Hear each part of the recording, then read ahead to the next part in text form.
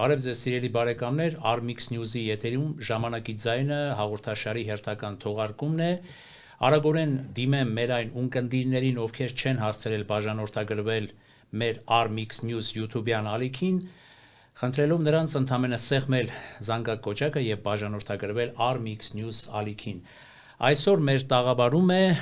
Հայ ազգային կոնգրես կուսակցության փոխնախագահ մեր վաղեմի բարեկամ Արամ Մանուկյանը։ Պարոն Մանուկյան, բարև ձեզ եւ շատ ուրախ եմ, որ ժամանակ եք գտել եւ եկել եք մեր տաղավար։ Պարոն Մանուկյան, նախընտրական կրքերը գնալով ավելի թեժանում են, շիկանում են։ Մի տեսակ մթնոլորտը չի ասի, որ իմ կարծիքով բավարար է, կուզենամ նաեւ ձեր կարծիքը։ Մրցակցությունը կարծես թե ինձ թվում է ավելի թեժ ու անզիջում է լինելու, պայքարը ավելի թեժ ու անզիջում է, բայց նաև հնչում են շատ իրարամերժ տեսակետներ, իշխանությունները շատ ինքնավստահ են, որ շատ հանգիստ վերարտադրվելու են, վերընտրվելու են, իսկ ընդդիմադիրները ոչ ավել ոչ պակաս նաև որոշակի վստահություն ունեն, որ իշխանությունները հեռացվելու են ընտրությունների ճանապարհով։ Բնականաբար վերջերս տեղի ունեցավ ձեր քաղաքական ուժի համագումարը, նախ կուզենայի մի քիչ խոսեք այդ համագումարից, ինչ կարևոր որոշումներ եւ եզրահանգումներ արեցիք որպես բավականին փորձառու ուժ, քաղաքական ուժ, եւ հետո կանցնենք արդեն ավելի ներքաղաքական նախընտրական հարցերի։ Շնորհակալ եմ։ Ճիշտ արձանագրեցիք, նախընտրական քարոզչափուլը արդեն սկսվել է, որ պետք է սկսված չլիներ, արդեն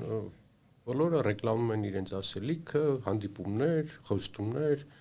դեռ մենք այդ փուլը չենք էլ մտել, բայց արդեն բոլորը այդ փուլի մեջ են, այդ լավ ոչինչ, ինձ ուրիշ բան է անհանգստացնում, որ մեր ազգին ոչ հարիր տերմիններ ու մեթոդներ են կիրառվում, դաստիարակությունից հեռու, քաղաքակրթությունից հեռու, հանրային կարգի ու չգիտեմ մարդկային սովորական թույլատելի սահմանները անցնող բաներ, դրսևորումները շատ են, դա շատ տհաճ է, ընդ որում դեռ լավ մենք հեռու ենք այն պիկից, որ պետք է հասնենք դրան, նայում ես այս զռռալու մասին, նույնիսկ իրենց կրկնել ամոթ է, որ ինչ է եթեր գնում, իրար հայհոյախառն, չգիտեմ, անդաստիարակ, տհաճ, փողոցային, վուլգար բաներ է կիրառում, որը կարող է ընտրությունների համար մի քիչ ընդունելի է, բայց մեր համար, մեր ազգի համար ընդունելի չի այդ անդաստիարակ դրսևորումները, որ լցվում է եթերով դրանով երեխայից դաստիարակում, դպրոց է այդ ամենը լցվում։ Այդ մասով տխուր է եւ ավելի վատ է բնականաբար լինելու, լարվածությունը ավելի շատ է լինելու։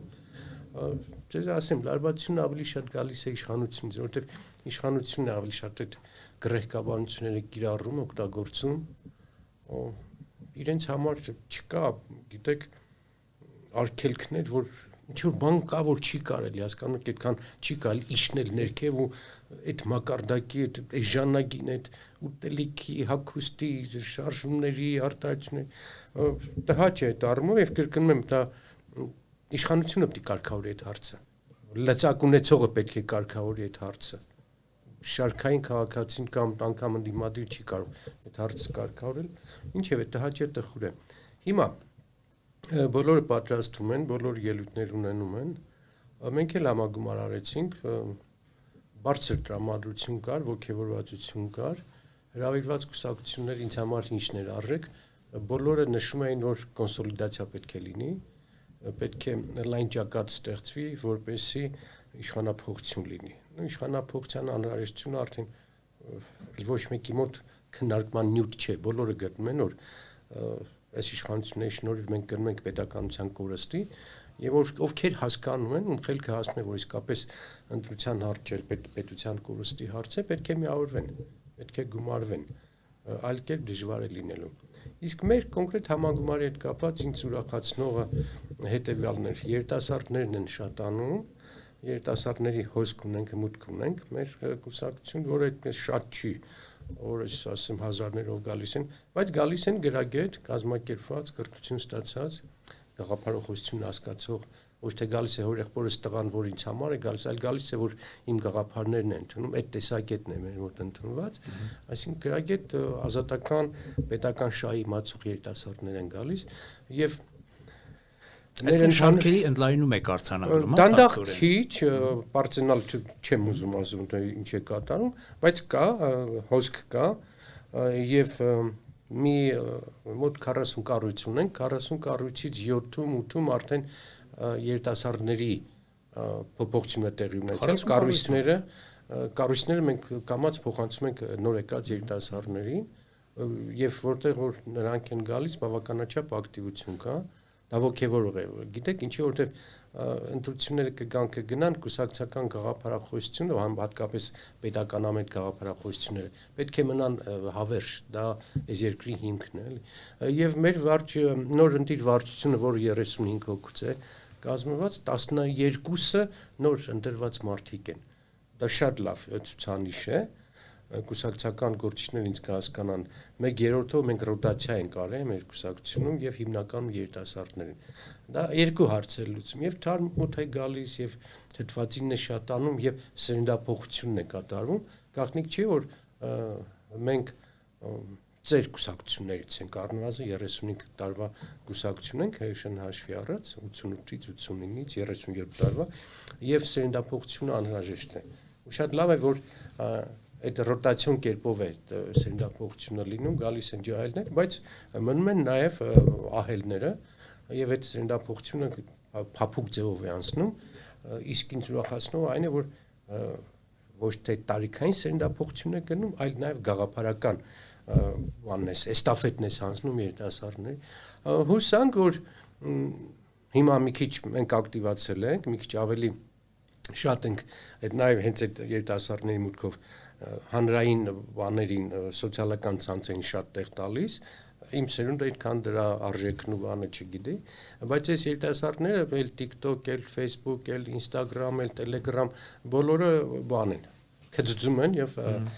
նյութեր այդպես շատ գնում։ Կարևորը որ այդ համագումարին ոչ միայն մեր կուսակցության կողմից հնչեց ճակատային պայքար, միասնական այսպես կոալիցիոն պայքար տանելու անհրաժեշտությունը, դա ես ուրախանում եմ, որ Հայաստանի Հանրությունում կուսակցական դաշտում սկսում են ավելի գնահատել միասնական ճակատով ընտրություններին մասնակցելը, որովհետև այս միտքը շատ եմ կրկնում, էլի կկրկնեմ, կարող եմ մինչև ընտրություններ էլի մի 100 անգամ էլ ասեմ, առաջիկա ընտրությունները չեն լինելու սովորական պարլամենտական ընտրություններ, բացարձակ, սա ոչ թե ինչ-որ կուսակցությունների ծրագրերի մրցույթ է, ոչ մեկ համարյա ծրագիր չի էլ ներկայացնում,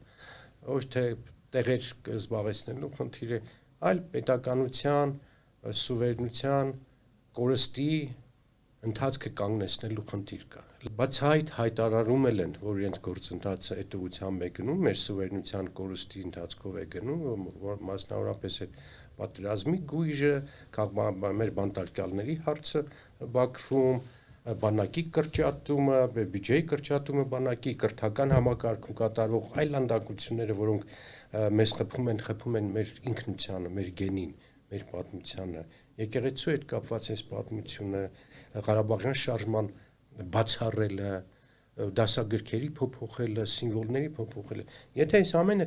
որպես հանրագումար բերեք այդ մոզաիկան կառուցեք, կտեսնեք որ գումարային առումով այս ամենը Հայաստանի եսի ոչնչացման գործընթաց է, Հայաստանի ինքնունության գործընթացի ոչնչացում է։ Ես մշտապես Ղարաբաղցիների նկատմամբ վերաբերմունքը, Մինսկի խմբի փակումը, որ մենք հրաժարվում ենք կոնֆլիկտների լուծման ճանապարհով գնալուց, լուծման մասին է խոսքը։ Ասում են դա կբերեր պատերազմի։ Համաձայն չեք այդ բանի հետ։ Սխալ են ասում, որտեղ եթե 30 տարի խմբը գործում էր եւ միջնորդ էր ու ինքը նաեւ զսպող բան ուներ, հակառակը պատերազմի կբերեր արդյոք այն, որ մենք միջազգային բոլոր ատյաններից մեր միջազգային հայցերը հետ վերցրեցինք։ Ոնց կարող էր գնալ այդպիսի դավաճանական քայլի, այսինքն մենք լինելով միջազգային կառույցների անդամ, միջազգային դատարանների հայցվոր, մենք ինքներս ոչ միայն վերցնում ենք եղած հայցերը, դա վերաբերում է մարդու իրավունքներին, բանտարկյալներին, ժողովրդավարության էլեմենտներին, մշակութային արժեքների ոչնչացմանը, պատմական արժեքներին, մենք կամավոր այդ ամենից հետ վերցրինք, ոչ միայն հետ ենք վերցրել, այդ պայմանավորվել ենք, որ այլևս հայց չենք վերանանելու, տալու այդ միջազգային կառույցին նշած է այդ վերորիշալ հարցերի շուրջ։ Սա ինքնուրույնության կորուստ է, թե ոչ։ Այսինքն որպես դու սուբյեկտ, այլևս միջազգային ատյանների հետ դատական գործ չունես։ Ասենք Ղազանչեցոնց եկեղեցին կոնկրետ օրինակ վաղը ավիրում են։ Դու իրավունք չունես բողոքելու, հասկանում եք։ Ասենք թե էլի վատ օրինակ ասեմ, բայց որպեսզի սրեմ, որպեսզի մեզ լսողը հասկանա։ Ասենք թե վերցնում են այդ Բաքվի մեր քաղաքական Ղարաբաղի քաղաքական ռազմական ղեկավարներին, չգիտեմ, սպանում են կամ բոլորին մեկուսացնում են կամ ուրիշ, չգիտեմ, այն կամ ինչ որ կատարում է, այս ամենը շարունակում է։ Ում ես բողոքելու։ Եթե դու ասում ես որ դա պատերազմ է հրահրելու, ես հրաժարվում եմ այդ բանից, այդ հայցը բողոքելուց, այդ մարդկանց իրավունքները պահել, ում ես բողոքելու, եթե դատարանները չկան։ Ում ես բողոքելու, որ մեր տարածքից այսօր, մեր սուվերեն տարածքից 240 կիլոմետր չկա։ Խնդրում եմ հիմա ես եմ ձեզ հարց տալիս։ Դա սուվերենության կորուստ չի, որ Նիկոլ Փաշինյանի բերանից ԿՊ-ական որևէ ռյուկզակի բերանից չի լսվել, որ այդ տարածքները պետք է հետ վերադարձվեն։ Որևէ մեկից լսել եք, որ ջերմուկի տարածքները պետք է պայման լինեն, նախապայման լինեն խաղաղության ստորագրելու համար։ Վենսը եկավ, չգիտեմ, տարբեր հանդիպումներ տա, Եվրոպայում ելույթներ ունեն, միտեղ լսել եք, որ մեր սուվերեն տարածքը պետք է վերականգնվի։ Եվ միայն այդ պայմանով մենք կգնանք խաղաղության։ Այս ամենը չի նշանակում սուվերենության կորուստ։ Հետո առաջիկա սպասելիքները գոնե մի 2-3 կետ կա, որ ակնհայտ երևում է, որ Նիկոլ Փաշինյանի ինքնությունից հետո այդ գործընթացը շարունակվելու է։ 1. Հռչակագրի հանելը։ Կոնկրետ խնդիր։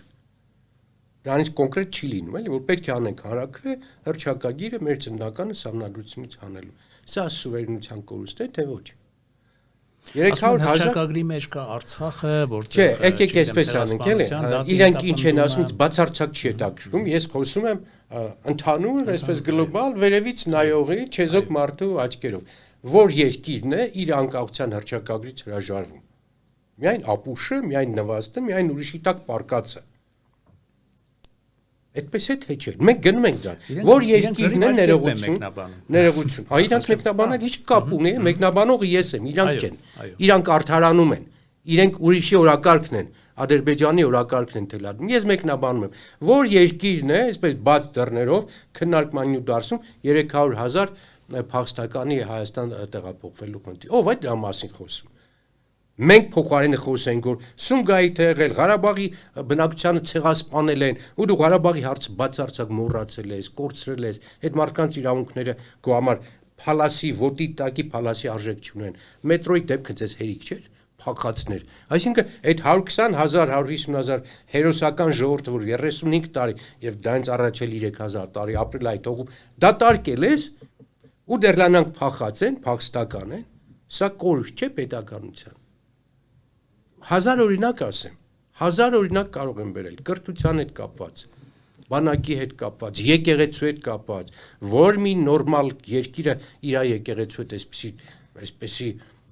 ֆաշիստական, տերորիստական գործընթաց կաներ։ Պատկերացնում եք որևէ տեղ, որևէ երկրում իր սրբազաններին բանտերում պահեն, եւ ինչի համար,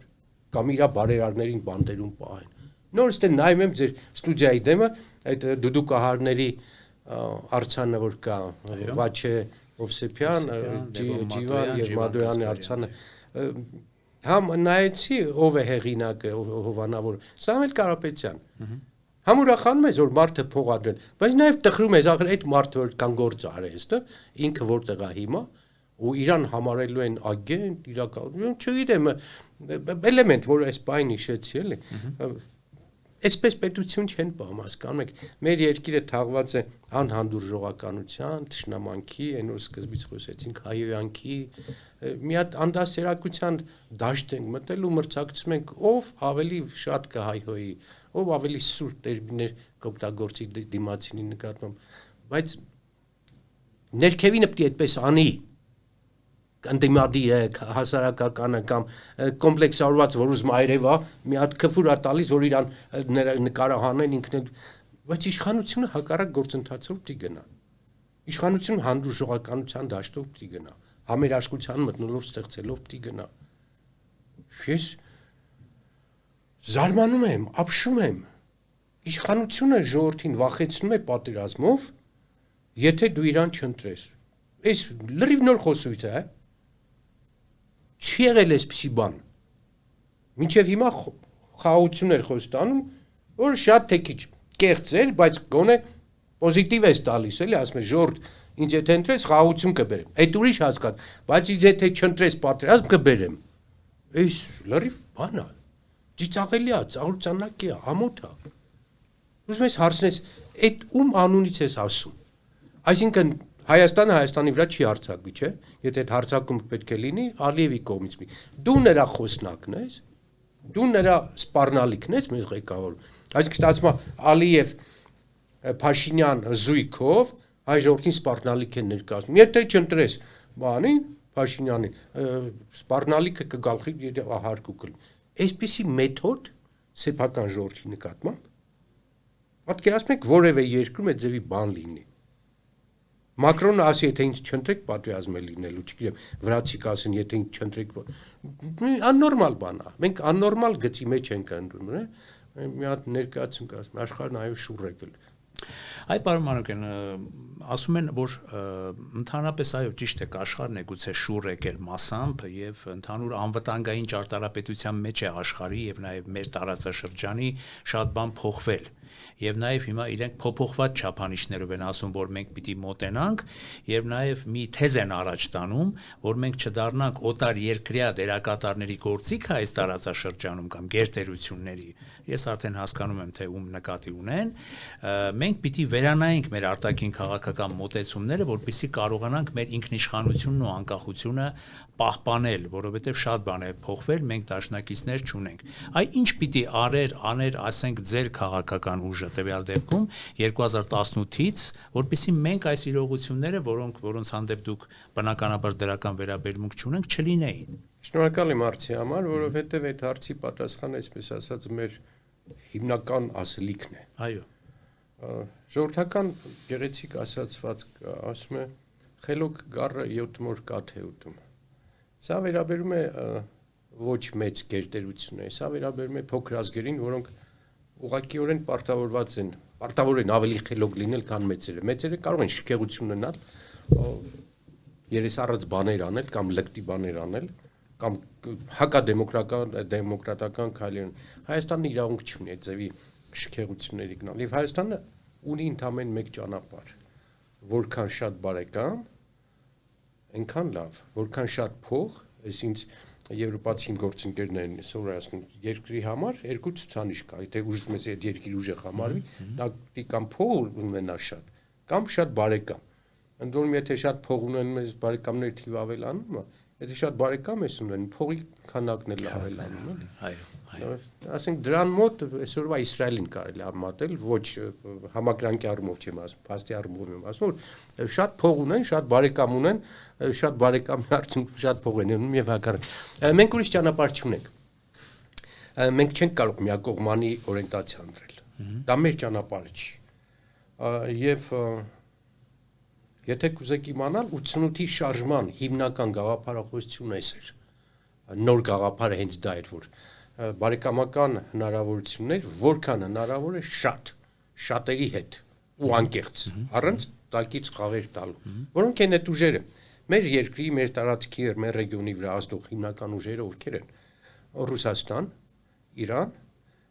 Եվրոմիություն, Միացյալ Նահանգներ։ Նույն արդեն կարող եմ ինչ ավելացնենք այս կողմից չնա։ Սրանք են հիմնական քաղաքական այն ակտորները, որոնց հետ չես կարող հաշվի չնստել։ Ուստի քեզ մնում է որքան հնարավոր է լավ կապեր, լավ հարաբերություններ ունենալ այս բոլոր խաղացողների հետ։ Ես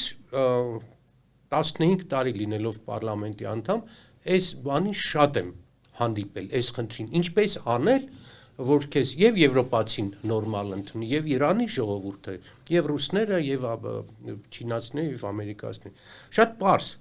Դու իրենց բացատրում ես, որ ժողովուրդ ջան, մենք փոքր ազգ ենք, փոքր երկիր ենք, գտնում ենք այնպիսի խաչմերուկում, որ մեզ համար ինչ որ մեկի կողմ բռնելը նշանակում է մնացածներին դու դեմ ես դուրս գալիս։ Եթե ես միայն բռնում եմ, ասենք, ռուսական կողմը, Դա նշանակում է Եվրոմիության հետ եմ այսօր առավել եւս այսօր կամ Միացյալ Նահանգների հետ եմ խնդրեմ։ Եթե բռնում եմ ոնց որ Նիկոլն ա բռնել միայն ամերիկյան կողմը, լրջագույն խնդրեմ եմ ունեն Իրանի հետ, ակնհայտ եւ Ռուսաստանի։ Եվ ցանկացած կոնֆիգուրացիայի դեպքում այս խնդիրը առաջանում է։ Դրա համար բազմաթիվ անգամ մեր համագումարներում որպես բանաձևեր դա ֆիքսել ենք ու անդադ կրկնել։ Մենք ոչ ռուսամետ ենք, ոչ արևմտամետ ենք, ոչ եվրոպամետ ենք, բայց նաեւ մենք ոչ հակառուս ենք, ոչ հակաամերիկացի ենք, ոչ հակաեվրոպացի ենք։ Սա է Հայաստանի արտաքին դիվանագիտության մոդելը։ Այս մոդելով պետք է աշխատես։ Եվ եթե կրկնում եմ, ամերիկացուն բացատրում ես, եղբայր, ես չեմ կարող առանց Ռուսաստանի հետ համագործակցության իմ երկիրը պահել։ Գազա, նավթա, չգիտեմ, տնտեսական հազար ու մի բան կա։ Նույնը ռուսների հետ ենք, այս իմ գլխին եկած ամենօրյա քաղաքական օրակարգն ա եղել։ Նույնը ռուսներին ասում ենք, եղբայր, մենք ձեր հետ ուզես թե չուզես տնտեսական քաղաքական բաներով կապված ենք։ Միթե մեզ պետք չի դեմոկրատական, ֆրանսիական, գերմանական, ամերիկյան գրանտները, ամերիկյան ֆինանսավորումը, բանկերի շատ նորմալ ընդունում են մարդիկ։ Որ ամերիկացուն բացատրեց մանուկ, որ Իրանի հետ կապը մեզ համար կենսական է։ Այդ ճանապարհը մեզ սովից փրկել է եւ տնտեսական, եւ քաղաքական, եւ պատմական, հազար ու մի կապով մենք այս ժողովրդի հետ կապված ենք։ Որ մեկը չի կարող հասկանալ այդ էլեմենտար բանը, որ եղբայր, այս իմ բաց սահմանն, այս իմ հարևանն է, ես իր այդ պատմական եւ հեռանկարային ուզում եմ լավ հարաբերություններ ունենալ, ու սա աշխատում է։ Չի աշխատում, գիտեք երբ որ քեզ փորձում են օգտագործել որպես գործիք, այդ ժամանակ հրաժարվելը ճիշտ է։ Վրաստանի օրինակ ես շատ եմ բերում։ Վրացիները մեզնից շատ եվրոպամետ էին։ Իրանք ձգտում էին, մեր տներում ամենտեղ Եվրոմիության դրոշը չկար։ Թիվիլիզում քայլում եք, ամենտեղ, ամեն կազմակերպություն Եվրոմիություն, ռուսերենը մոռացել էին, միայն անգլերեն էին խոսում։ Սաակաշվիլու հատկապես։ Իրանց, հա, Սաակաշվիլու եւ անգամ հետո իրանք մղվում էին դեպի Եվրոմիություն, մղվում էին, նեղանում էին, շատ էին վիրավորվում, որ հանկարծ ձգվում էր իրանց ՆԱՏՕ ընդունել, բայց հանկարծ իրենք հասկացան, որ Եվրոմիությունը իրենց օգտագործում է որպես գործիք Ռուսաստանի դեմ պայքարելու համար։ Այստեղ իրանք մի քիչ բան եղան, հուսահատվեցին, հիասթափվեցին եւ ասին. «Կներեք, մենք ձեզ այդքան սիրում ընդունում գալիս ենք դեպի Եվրոպա։ Ինչի՞ եք մեզ օգտագործում ուրիշի դեմ որպես գործիք»։ Ու իրանք այդ գործընթացը կանգնացրին։ Այսինքն շատ վատ է, ահավոր նվաստացնող է, երբ որ քեզ փորձում են այդ բարի խաղերի ժամանակ օգտագործել մնացածի դեմ։ Վրացիները փառքասու ճիշտ կողմնորոշվեցին, կանգնացին այդ գործընթացը։ Իհարկե որոշ կորուստներ ունեցան, բայց խաղաղությունը պահեցին եւ կոնֆլիկտի բուն չդառան։ Այսքան բանը Նիկոլը չի հասկանում։ Նիկոլը չի հասկանում, որ այսպես Նիկոլը օգտագործվում է ինչ-որ ուժի կողմից։ Միանշանակ օգտագործում են, որովհետեւ Եվրոմիության օրինակ այս վերջի երկու հայտարարությունները, որ իրանք գալիս են հիբրիդային պատերազմի դեմ կռվելու եւ բաներ են ուղարկելու արագ արձագանքման խմբեր են օգտագործելու Հայաստանի ինքնիշխանությունը պահելու եւ արտաքին ճնշումներից Հայաստանը պահելու, ուղղակի ուզում եմ հարցնել, իսկ դուք արտաքին ուժ եք, եթե ժողովրդավարությունը պաշտպանեք, ես ձեր կողքին եմ։ Բանի ժամանակ, Սվիտարսկու ժամանակ ընտրությունների մենք խնդրեցինք Եվրոմիությանը դիմեցինք մոտ 2000 կամերաներ բերեցին ամեն ընտրական տեղամասում դնելու, մի 7-8 միլիոն դոլարի պատմություն էր, բայց տարբեր կուսակցություններով ընդունում դիմեցինք, մենք Բարգավաճ Դաշնակցություն 4 կուսակցությունով թվականին, երբ որ մենք պարլամենտում ենք 12, 17 այդ ընթացքում էր, թիվը կարող է ճիշտ։ Մի խոսքով, երբ որ դու ամեն ինչ անում ես ժողովրդավարությունը պահելու համար, վերահսկելու համար, բոլորը քո ընկերն են, բայց եթե քեզ փորձում են օգտագործել որպես միջոց ուրիշի դեմ պայքարելու համար, ինչ եղավ Ռումինիայում, ինչ եղավ Մոլդովայում, այդ սցենարը ինձ վախեցնում է, որ իշխանություններ եւ դրա մասին խոսում են, փորձեն կուսակցությունների չեզոքացնել կամ տեխնացուների չեզոքացնել, որոնք իրենց սրտով չեն։ Մեզ այդ վտանգն էլ է սպառնում, բայց սա նշանակում է, որ քո ընտրությունների ժամանակ մի քաղաքական կենտրոնը պայքարելու է մյուս քաղաքական կենտրոնի դեմ, ոչ թե արդար ընտրություններ կազմակերպելու համար։ Սա շատ վատ է, մեր ընտրությունների վրա դա կարող է բացասական ազդեցություն ունենալ։ Արդյոք ժամանակը չի եկել կամ տեղին չի, որ բոլոր դեպքերում այդ 4 ձեր մատնանշած կարևոր դերակատարների մեջ մենք որոշակի նախապատվություններ կամ այսպես եթե տոկոսային հարաբերության առումով դիտարկենք, ավելի շատ։ Բոլորին հավասար արժանապատիվ կեցվածքը, երբ որ դու բաց խաղ ես խաղում եւ արժանապատիվ կեցվածքը։ Բայց նրանք կթողնեն, մեծերը կթողնեն, որ մենք ես բացատրեցի այդ մոդելը որն է, որ դու պետք է ասես, որ ես քո հետ կապերս պահում եմ։ Բոլոր առումներով քո հետ շատ լավ հարաբերություններ եմ, բայց մեր հարաբերությունները չպետք է լինեն ուրիշ հարաբերությունների դեմ։ Շատ հետաքրքիր տեղ ենք եկել։ Այդ դա է լուծման ձևը։ Կրկնում եմ, եթե ես լինեի Ֆրանսիան, եթե ես լինեի, չգիտեմ, Գերմանիայի նման երկիր, կարող էի այդպես շատ կոնկրետ նաև բաներ ունենալ, սիմպաթիաներ ունենալ եւ հակադրություններ ու ինքդ քո անասածը պնդես։ Բայց կրկնում եմ, այս ձևի տարածաշրջանում այսևի փոքր ռեսուրս ունենալով եւ այս վիճակում, որի հիմա մենք գտնվում ենք, մեզ միայն ու միայն չեզոքությունը կպահեր։ Անկամ Իրանի պատերազմը, չգիտեմ, Ռումինիայում կամ Հունգարիայում գնացող հիմա ընտրությունները կամ Ուկրաինայի կոնֆլիկտը, պատերազմ, ամբողջ արևելք արևմուտքի բախման տարբեր օջախներ են։ Ակնհայտ է։ Այսօր երկու գեր հզոր կառույցներ դեմ են դուրս եկել իրար, մնացածները կամ աջակցում են, կամ մի կողմ են բռնում, կամ փորձում են խուսափել չմտնել այդ բանի, այդ պայքարի հարթակ, բեմ չբարձրանաս, էլի։ Վրացիները այսօր այդ գծի վրա են, չեն մտնում, ոչ են կողմ, ոչ են կողմ։ Մեզ փորձում են օգտագործել, որ մենք մտնենք այդ պայքարի մեջ որպես կողմ։ Մեր համար այս վիճակում չեզոքությունը լավագույն տարբերակն է։ Մի արգումենտ էլ ասեմ չեզոքության համար։ Աստված չանի մեր հետ կատարվի այնպիսի բաներ մեր երկրի հետ, որ մենք կարիք ունենանք միջազգային կառույցների դիմելու։ Չկան այդ միջազգային կառույցները։ Այսինքն սա նոր իրավիճակ է, 10 տարի առաջ այս ձևի բան չկար։ Մենք ունենք քաղբանտարկյալ դիմում էինք միջազգային կառույցներին ու միջազգային կուսակցություններին, ես որպես կուսակցության անդամ, Եվրոպայի լիբերալների կուսակցության անդամ, 2 անգամ հրատապ բանաձև եմ բերել Եվրոպայից, լիբերալներից, Հայաստանի իշխանություններին ճնշող, որ բաց այդ տղերքին ազատեք։ Ու ազատել են։ Մենք հիմա չունենք այն միջազգային կառույցը, որին ես դիմեմ, այդ կառույցը աշխատի, դա ՄԱԿ-ը, Եվրոխորհուրդը, Հաագայի դատարանը, չգիտեմ, տարբեր կազմակերպություններ, որոնք քեզ կօգնեն քո ներսում մարդու իրավունքների ժողովրդավարության պահպանման համար, որովհետև իրենց այս պահին ուրիշ խնդիր է բանան։ Պաղեստինի համար որևէ միջազգային կառույց հարց լուծում է, Ուկրաինայի դեպքերի համար հարց լուծում է, ոչ։ Իրանի կամ Իսրայելի ռմբակոծությունների համար միջազգային կառույցներ կան, չկան։ Այսինքն այս պայմաններում, երբ չկա դատավորը, երբ չկա վերին աջանը, որտեղ դու կարող ես դիմել եւ արդարություն պահանջել, այդ դեպքում քեզ մնում է չխառնվել այս կոնֆլիկտներին, չմտնել արանքը։ Սա է միակ լուծումը, այսինքն պայլ չեզոքություն, գլուխդ կախել, մինչև ասում Աշխարհբեկ ջան, գլուխը ցած պայ գյուլեն չկպնի, դի գլուխը ցած պայ, որ գյուլեն չկպնի, մինչև ջրերը պարզեն։ Եվ հիմա օրինակ գամ կոնկրետացնեմ, որ ասածս մի քիչ ավելի նյութական լինի, էլի։ Միացյալ Նահանգների բաները, այս գործողությունները Իրանում։ Թվում էր Միացյալ Նահանգները պետք է արագ ինչ-որ բաների հասնեին, բայց ոնց որ թե չի ստացվում այդպես եւ Իրանը դիմանում է այս բաներին, հարվածներին ոչ միայն դիմանում է, այլ կարողանում է նաեւ պատասխանել ռազմաբազաներին է խփում, Իսրայելին է խփում, կողքի երկրներին է խփում, որը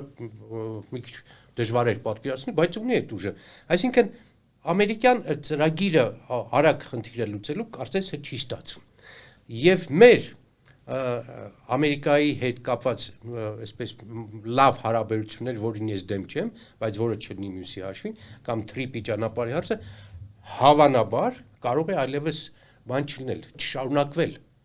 Այսինքն եթե Միացյալ Նահանգները որոշեն, որ Իրանին այլևս հերիք է դժվար է իրենց ընտրությունների վրա սա կարող է խիստ անդրադառնալ, իրանք կարող է հետ քաշեն։ Եվ հիմա կան մի քանի երկրներ, որոնք միջնորդ են ուզում լինել, այդ խնդիրը բարեշտացնել ու լուծելու համար։ Այս դեպքում եթե Իրանը չպարտված է դուրս գալիս, ինչպես է լինելու մեր հարաբերությունները, չէ՞ որ իրանք դժգոհ էին մեր այդ սերտացումի հետ։ Նկատի ունեք, որ թրիպի պահով իրենք բացասական դեր կխաղան։ Իհարկե, կարող է բացասական դեր խաղալ, ես չգիտեմ դրա արդյունքը ինչ կլինի, բայց բայց դու բոլոր քո գործողությունները պետք է այնպես շարունակես, որ որևէ ելքի դեպքում դու բան չեր, դրբի տակ չընկնես, կորուստերով դուրս չգաս։ Իսկ այս պահին դրա լավագույն տարբերակը որևէ բարեկամի չկորցնելն էր, բարեկամական հարաբերություններ բոլոր այդ պահելը եւ ասել եղբայր ինձ թողեք մի քիչ հանգիստ, ինձ մի օգտագործեք $15 միլիոն կամ $200 միլիոն տալով ինձ մի օգտագործեք ձեր խնդիրները իրականացնելու համար։ Բնականաբար իրենց կարծիքը ասեցիք, որ առանձնապես քանի որ ձեզ համար արժեքավոր չի, դա ձեր տեսակետն է, բայց ամեն դեպքում ասում են, որ տեսեք արդեն բալանսը մինչև մեր գալը, մեր իշխանության գալը թեքված է եղել դեպի ռուսական բևեռ, նկատի ունեն երևի ԵԱՏՄ-ն, ՀԱՊԿ եւ այլն։ Այ հիմա մենք փորձում ենք, ինչպես դուք եք ասում, բալանսավորել, այսպես շատ ներողություն ընդհանրապես։ Այս ընթացքի մասին ինչ կասեք։ Ով է խանգարել այդ ամբողջ ընթացքում հրաշալի հարաբերություններ ունենալ Միացյալ Նահանգների եւ Եվրոմիությանը։ Ոչ մեկը։ Այսինքն այն ժամանակ բալանսավորված է գտնում եք։ Միշտ էլ այդ հնարավորությունը կա։ Դու կարող ես եւ Չինաստանի հետ կապեր հաստատել, եւ Եվրոմիության հետ, հրաշալի հարաբերություններ ունենալ Ֆրանսիայի հետ, Միացյալ Նահանգների հետ։ Այդ ձեր ասած են ամենածանր տարիներին մենք Միացյալ Նահանգներից շատ ավելի օգնություն ենք ստացել, շատ ավելի 90-ական թվերին ոչ թե քանակի առումով, այլ կարևորության առումով օգնություններ ենք ստացել այնպիսի, որ շնորհակալություն Ամերիկայի ժողովրդին, շնորհակալություն։ Այն որ թուրքական հացը Ամերիկան եկավ Հայաստան հասավ Թուրքիայի տարածքով 100,000 տոննա։ Սովից Հայաստանը փրկվել է ամերիկյան օգնության շնորհիվ։ Իրանց լոբինգն ենք կիրառել, իրենց մեր ռեսուրսը, մեր սփյուռքն է իրենց օգնել այդ հարցով, այսինքն բոլոր հարցերով մենք Եվրոմիության եւ Միացյալ Նահանգներ պետք է ունենանք շատ լավ հարաբերություն, շատ լավ։ Ասենք Ֆրանսիայի նման երկրին ոնց կարելի է ձեռքից բաց թողնել։ Պետք է այնտեղ ունես դու կես միլիոնանոց հայություն, ունես պրո-հայկական նպաստավոր քաղաքական իրավիճակ, պատմական կապեր, ոնց կարելի է դա չօգտագործել։ Լեհաստանը այսօր ինչքան ուզում է կողմ լինի, ասենք Ուկրաինային, բայց լեհական համայնքը եւ հայ-լեհական հարաբերությունները, գիտեք ինչ դարավոր եւ լուրջ հիմնավոր բաներ ունենք, արժեքներ ունենք։ Ով ասում որ կապերը մեզ խանգարում են զարգացնել։ Բացարձակ։ Այսինքն իրենք տանում են երկիրը հակառակ, այսպես ասած, վեկտորի փոփոխության այդպես է գտնում։ Կոնկրետ մի օրինակ եմ ասում։ Էներգետիկայի մասով հայտարարվեց վերջերս, որ մենք գտնվում ենք ադրբեջանական էներգետիկ համակարգ,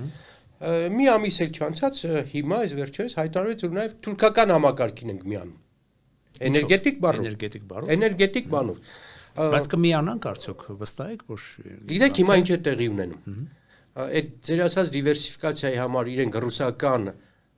բոլոր բաները փորձում են գտնել, ինչ անհնար է, որովհետև մեր էներգետիկ ամբողջ ռեսուրսների 76-78% ռուսական հումքի վրա է։ Ատոմականի վառելիքը, գազը, նավթը։ Բոլոր զրուցակիցների միշտ ասում, ասենք, այսպես ասած, եթե դա հակառուսական ընթացքի մեջ ենք, զարմանալիորեն այս հակառուսական տրամաբանությունը Ռուսաստան, Հայաստան առևտրաշրջանառությունն է հսկայական տեմպերով աճում, չէ՞։ Սա ինչ է։ Բայց հիմա տեսեք ինչ են իրանք ուզում անեն, շատ կոնկրետ ծրագիր կա, որը շատ վատ է ու բացարձակ հայկական չի։ Մենք որ իրենց ասած մտնում ենք թուրքական բանի էներգետիկ համակարգի մեջ, հիմա ձեզ տեղակում եմ, որ մենք Թուրքիային հոսանք ծախում ենք։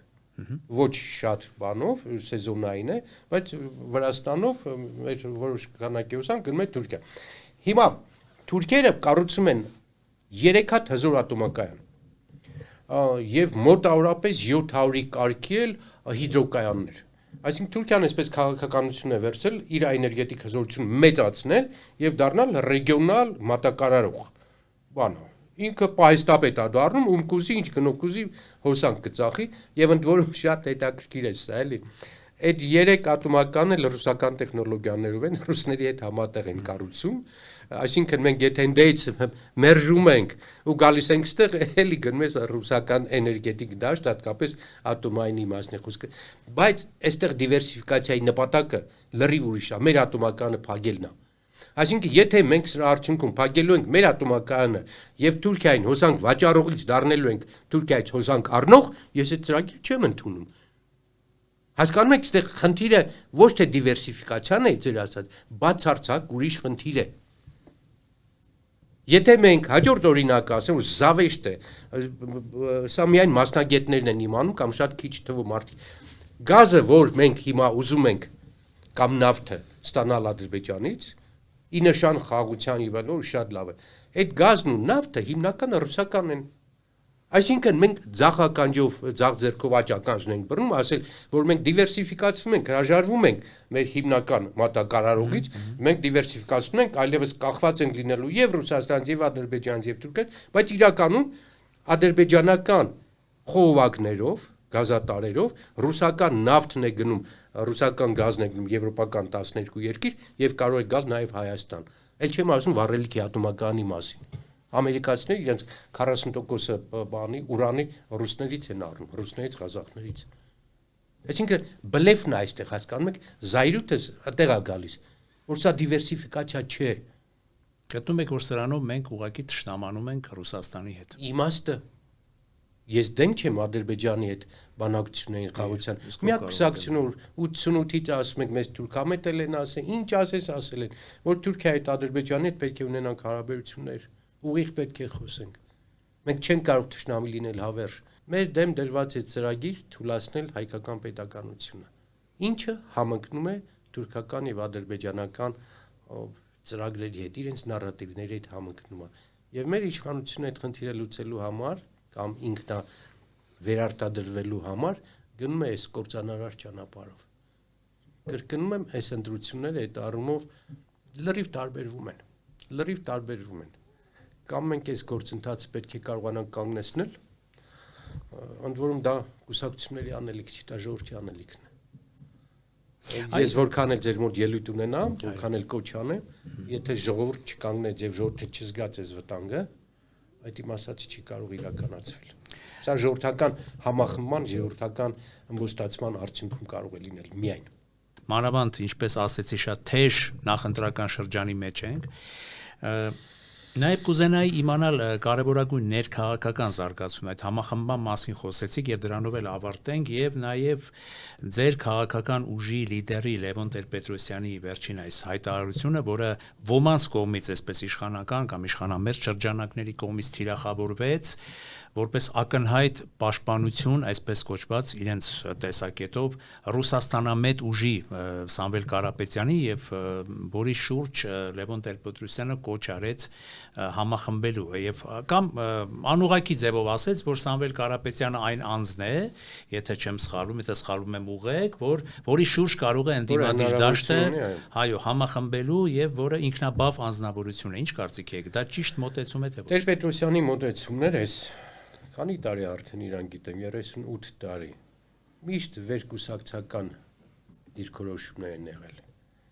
Նրա մոտեցումները, քայլերը երբեմն շատերի կողմից չհասկացվող, երբեմն քննադատվող, նաև մեր շարքերում երբեմն լավ չընկալվող, միշտ վեր են եղել կուսակցականությունից, նրա այսպես միակ նպատակը պետականությունն է։ Եվ իր համար, ինչպես ասեմ,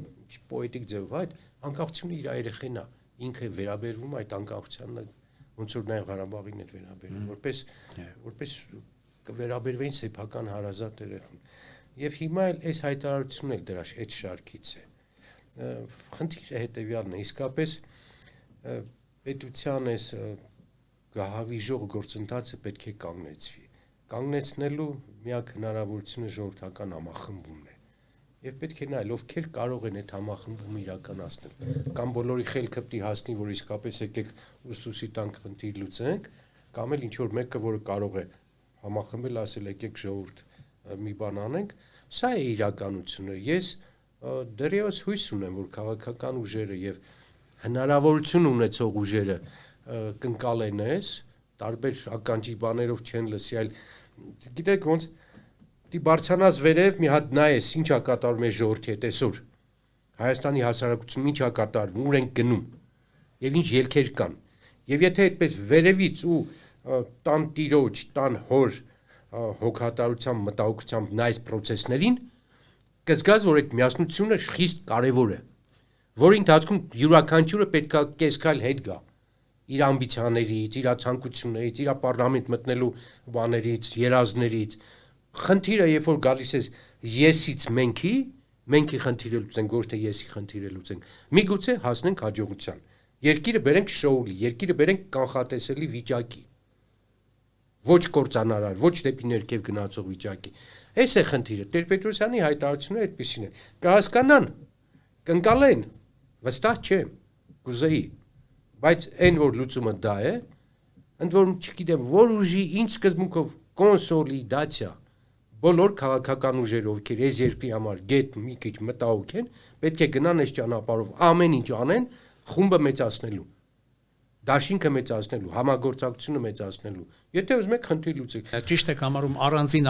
ուժերով գնալը, թե հետո այդ ընտրություններից հետո նոր եթե հնարավոր է եւ դա պարտադիր է միասնականությունը մեկին գումարած մեկ, այստեղ 3 է տալիս, ոչ թե 2։ Այո։ Որտեղ եթե 2 կուսակցություն գումարվում են, 2 չի դառնում, դա հոգեբանական էֆեկտ է տալիս։ 5 կուսակցություն են գումարվում, 5 միավոր չի տալիս, 15 է տալիս, որտեղ ժողովուրդ ուզում է տեսնել ուժեղին, հույս բերողին, այլընտրանքին եւ գնում է ինքը այդ հույսի հետևից։ Իսկ եթե դա հանկարծ չլինի, որը չեմ ուզի, մենք պատրաստ ենք, մեր ասելիքը կա, մեր դիրքորոշումը կա, մենք 2 տարի ամեն ինչ արել ենք այդ ձեր ասած կոնսոլիդացիան ապահովելու համար։ Մեր այդ համագումարը հենց դա էր նշանակում։ Եկեք կոնսոլիդացվենք։ Մի կողմ դնելով յուրաքանչյուրիս ամբիցիաներն ու ցանկությունները։ Կստացվի, շատ լավ, չի ստացվի, ամենահին, ամենաասելիք ունեցող ուժն ենք, մենք մեր ասելիքը կասենք եւ կգնանք առաջ։ Ես ձեր մոտ հայտարարում եմ, ես ոչինչ չեմ ուզում։ Ոչ պարլամենտ եմ ուզում, ոչ պաշտոն եմ ուզում, ոչ մի բան։ Այս 35 տարին ինձ համար ոչինչ չի բերել անձնական։ Պատրաստ եմ նաև էլի գնալ դրան, որովհետև ախր այնքան քեզ լավ ես զգում, որ դու մեծ գաղափարի ես ծառայում, հասկանում ես։ Պարլամենտում կլինեմ, չեմ ելնի, ինչ է տալու դա։ Չի տվել եւ չի տալու։ Բայց ես կուզեմ, որ իմ երեխեքը, իմ երկրի ձեր երեխեքը ապրեն վստահելի երկրում եւ երկրում, որտեղ հպարտանաս, որ դու սուվերեն ես, ինքնուրույն ես, անկախ ես, հարց լուծողը դու ես, ուրիշը չի։ Սա ավելի բան զգացողություն է, բարձր, մեծ, շքեղ, ավելի ես ձգվում, ավելի ես բոյովանում, եթե այսպես ես մտածում։ Երկիր, պետականություն։ Քեզնից դուրս կա սերունդներ, որ քեզ կորցնեն այդ բանը անելու համար։ Շատ շնորհակալ եմ, պարոն Մանուկյան, Աստված տա մեր պետականությանը, մեր հայրենիքին տրամաբանություն, պարգևի, խոհեմություն, որպեսզի մենք հերթական ընտրություններում կայացնենք ճիշտ, ողջամիտ որոշում եւ որից միայն ու միայն շահի մեր հայրենիքը։ Շնորհակալություն։ Շնորհակալ եմ։ Armix News-ի եթերում ժամանակի ձայնը հաղորդաշարի հերթական թողարկումն էր, մեր տաղավարում էր Հայ ազգային կոնգրես կուսակցության փոխնախագահ Արամ Մանուկյանը։ Այսօր այսքանը, սիրելի բարեկամներ, կհանդիպենք։